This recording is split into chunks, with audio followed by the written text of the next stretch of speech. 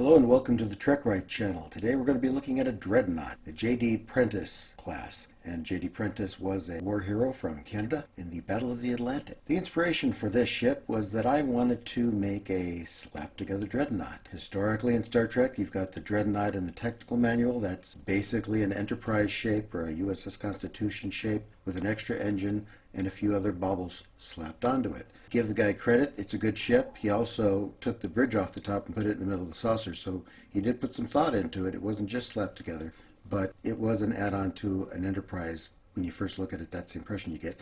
And then it happened again at the end of Star Trek The Next Generation. They slapped a third engine and some other weapons onto the Enterprise D and made it into a dreadnought. So I wanted to come up with a dreadnought, and I wanted to do it by taking a basic Enterprise shape, slapping an extra engine on it, and then slap some other stuff on it that looked slapped on it and not nicely designed. So for example, I have slapped on the phaser lance turrets that I had on the monitor, shown in a recent episode. Now here's a decision point. These could have been coaxial phaser lances. There's that coaxial cannon on the Enterprise you see in The Next Generation. So instead of these, let's get rid of them, it had coaxial. It had one going right up the middle, so it was spinal. That's one option. Another option would have been that these cannons are completely internal and the aperture of the cannon comes out right here on this mandible. Let's look at that from the top.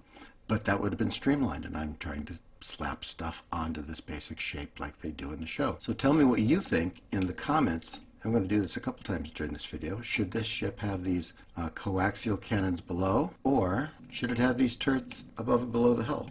You notice there's no phaser strip here. Well, there's a phaser strip. Is that kind of ridiculous to have a phaser strip and you've got these big cannons here? I could see it with the coaxial. Let me know what you think. Another choice is bridge or no bridge. Here, this is actually just a sensor dome. So what would it look like with a bridge? That's what it would look like with a bridge. Let's do a side view. So there it is with a bridge.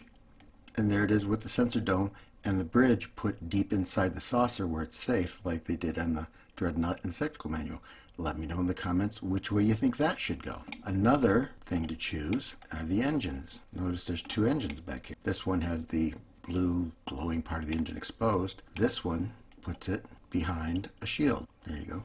So that's what it looks like with the engines shielded. Which way should we go on this? And finally, we've got this weapons pod up here. I'm going to go back to this view. Got 4 torpedo tubes in the front, 2 in the back, and this coaxial warp coil cannon like we had on the monitor. Did you like that idea on the monitor? Should it carry over to this dreadnought or not? Comment in the comments.